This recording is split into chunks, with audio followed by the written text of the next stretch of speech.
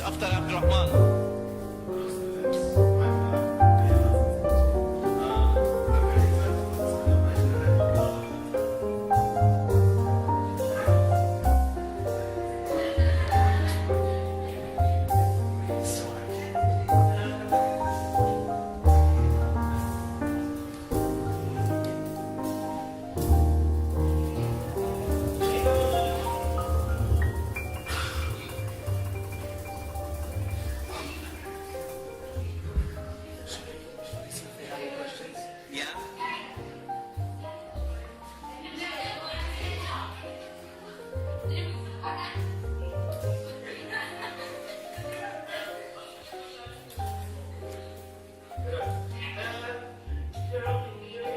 Yes, Boris. Yeah, I'm hearing you. We have prepared a few questions for you. Yes, we are ready. I'm sorry? We are ready, yeah.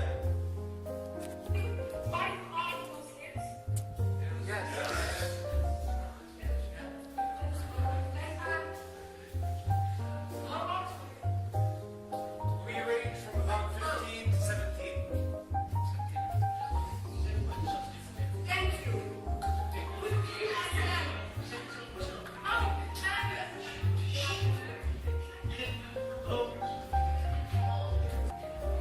They all mix it up like us.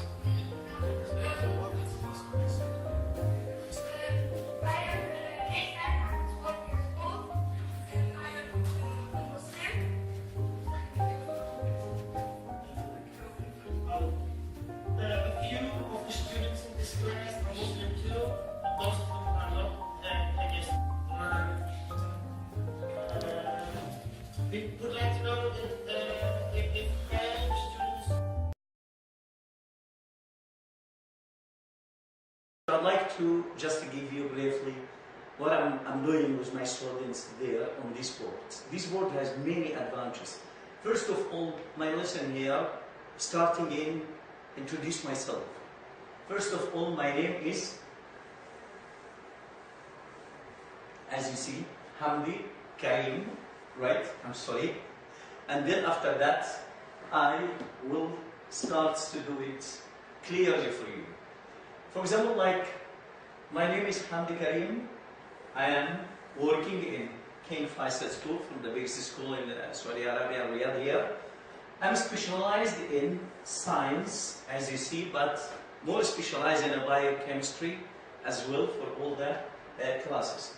Anyway, my lesson today talks about the rockets and satellites. If we start to the rockets and satellites, we have to ask ourselves, for example, like the satellites, how they are still rotates around our Earth without falling down. So, the question which we need to ask here from my slides, that one. This is the, how do rockets travel in space? We have to ask ourselves these questions. For example, there is, according to the third law of Newton, says that action and reaction. Newton said that for every action there is a reaction. Opposite in direction but equal in its value.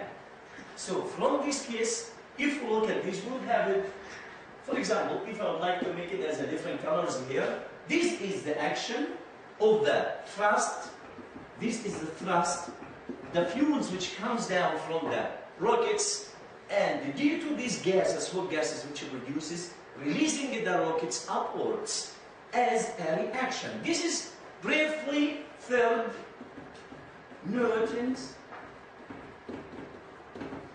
law. This is what I'm teaching exactly in this part.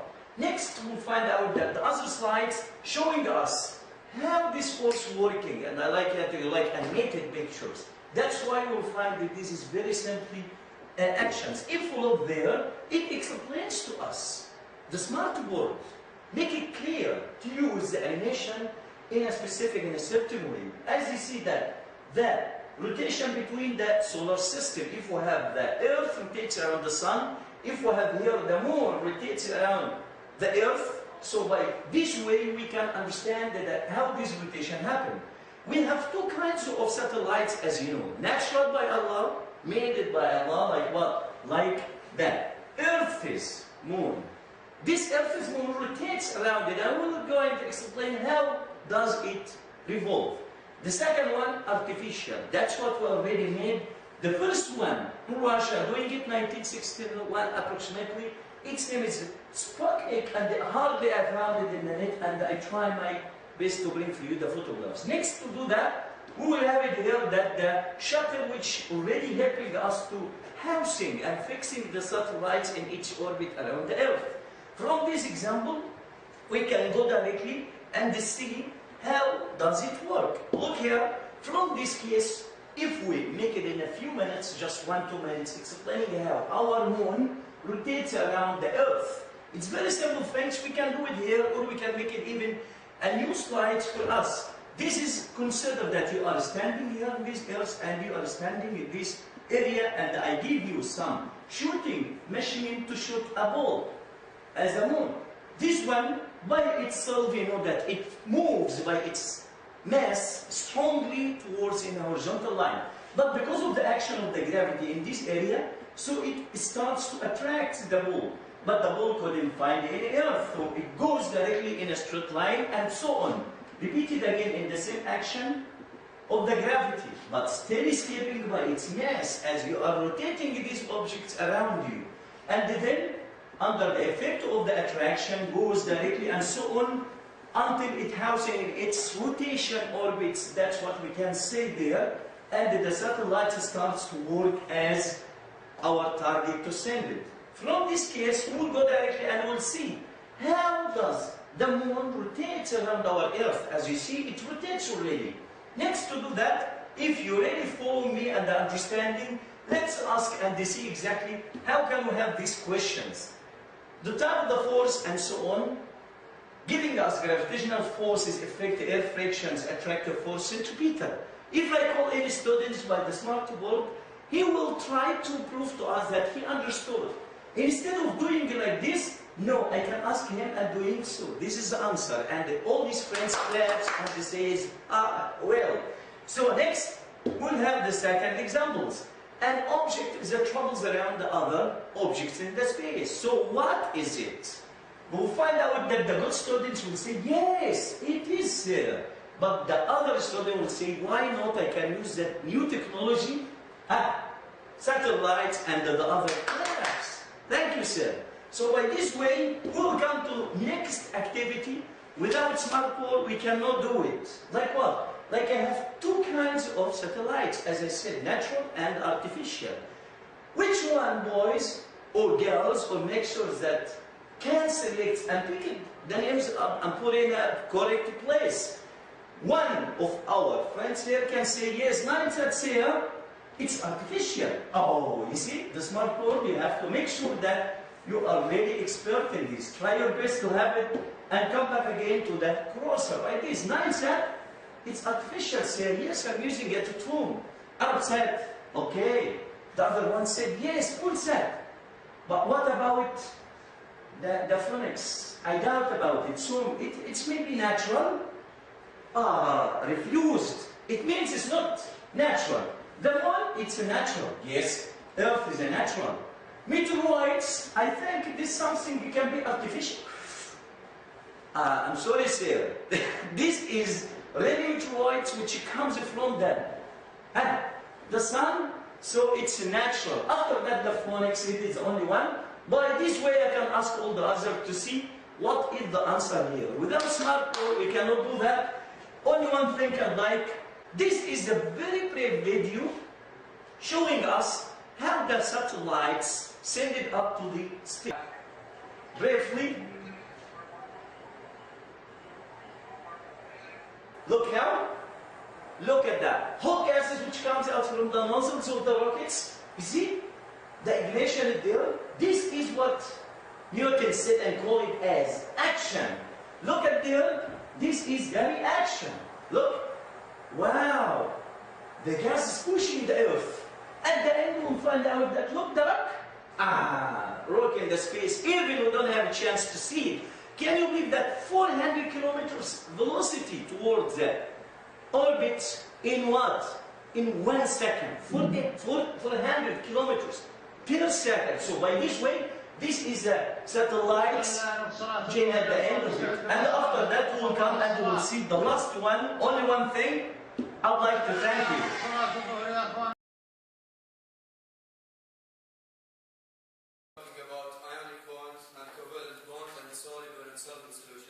First of all, I'll be talking about the ionic bond. The ionic bond is between metals and non-metals. Ionic bond is formed when one or more electron is transferred, as you can see here. It is transferred from lithium, which is from group 1, which has one electron in its most outer shell. And we have fluorine, it's from group 7, it has 7 in its outer shell. So the electron is transferred to complete the outer shell to equilibrate. The characteristics of the ionic bond, it is very strong in bonding. It cannot be separated by simple methods like burning. Structure of amino acid can be started by the left side, which has the nitrogen, which has 3 bonds. Two to hydrogen atoms and 1 to carbon. In turn, the carbon is connected to three different bonds. To another carbon atom to its right, to a hydrogen atom, and to an R group. The R group consists of a carboxyl group, which is very good between each amino acids. For example, alanine has CH3. And also, in turn, the next carbon atom is connected to 3 different bonds other than carbon. This is connected to hydroxide, and it's connected to a double bond to oxygen. And now I will leave you with my colleague Abdullah Faleh to tell you about the levels of organization of the protein. What's the class?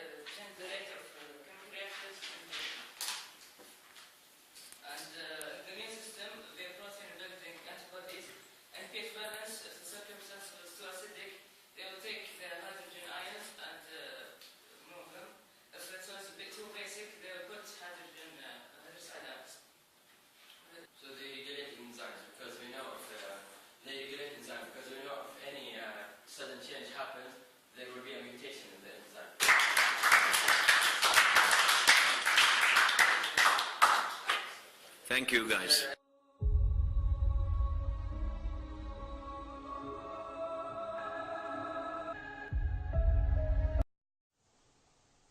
How are you, everybody? Today we are going to show you some examples of our students here in Faisal School using their smart education tools, like our smart board. Of course, we have some examples. During their normal classes, they are making some calculations and some activities in the board. And also there are some other students introduce themselves and they are showing us what is the importance of the smart education tools, whatever iPad, notebooks, or the smart board notebooks themselves. So, I say to you now, let's go and see our students. Thank you very much.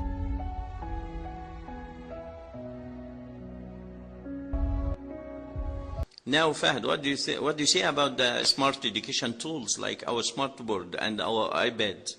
I believe it's the new step into a new form of teaching that is sweeping the new era of technology.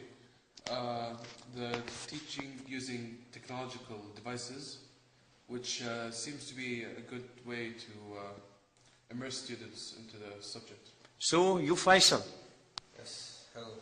what about your opinion? Yeah, I think it's a good way for students to collaborate with the teacher and solve questions such as these, which would be harder to do on a normal board. And also by using devices brought by the students, like iPads, for example. Are you using the notebook also specialized, especially like notebook 14 for the iPad? We can get the students to solve a small quiz on the iPad really quickly after the lesson is done, instead of each student coming up to the board and solving questions. Did your friends using a bridge also to communicate between the smart board and you? Yeah, that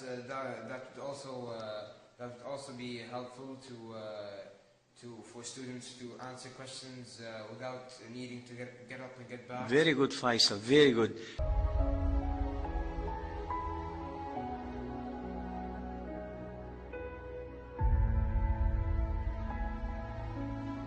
So, Nawaf, what about you? Personally, I believe that this new technology will help students and encourage them to study more, and because a lot of students nowadays don't like to study or use notebooks. And routine ways, eh?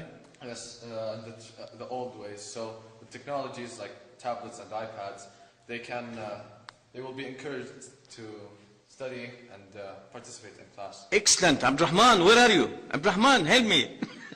Yes, what about you? I think the smart board gives us a diverse way of applying exactly what we are taught in class on the smart board.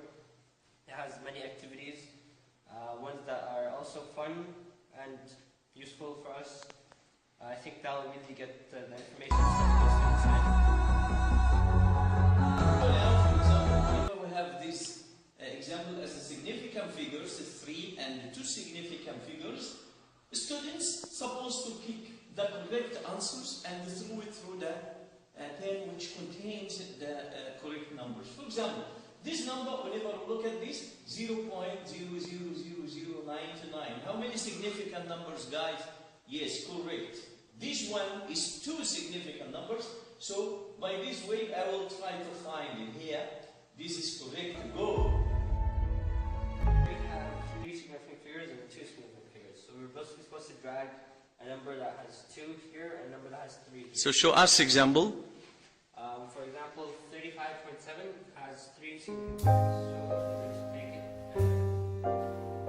it. Drop it there.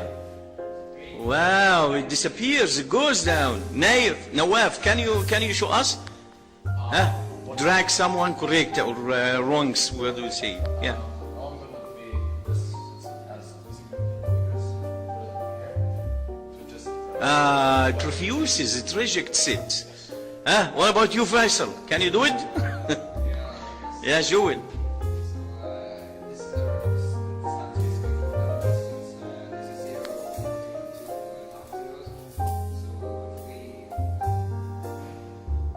Yeah. It's okay. Drag it, man. Come on. It works. Fat. It refused, man. Fat. Show us. All these long number. Too significant? Yeah. Excellent.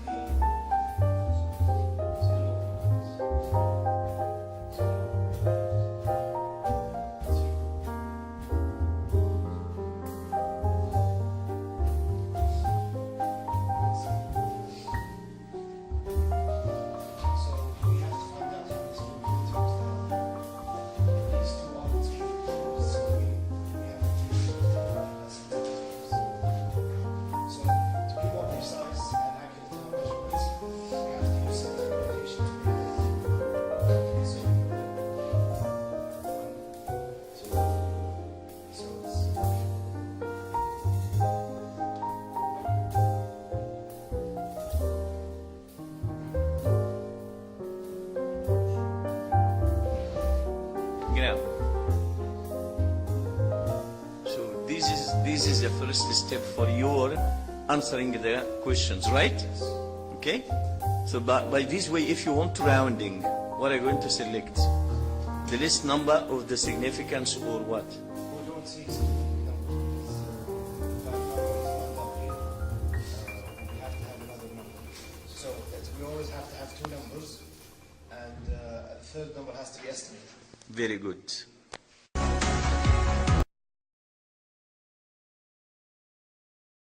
Hi, my name is Bob Young. I'm from the United States, and I'm here with my peer, Hamdy Karim from Egypt. And I'd like to get his thoughts on the Smart Summit 2014 so far.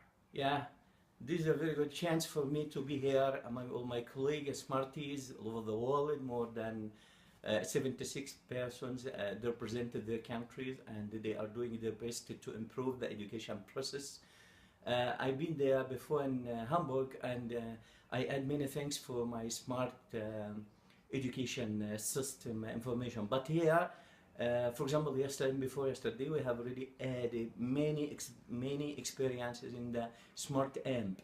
At least now I can stay in my class and I can communicate and collaborate with my students as well, and also with my colleagues in a different way in a different part of the world. I think this is a very good improvement and step in the future forward, and I hope that to be more useful today and tomorrow and all the rest of that. I couldn't believe that I became one of these group, and thank you very much for the summit in Calgary 2014, and also for summit SEE in Hamburg 2012, and we hope to be together in any other chance, and thank you very much for everyone. Thank you.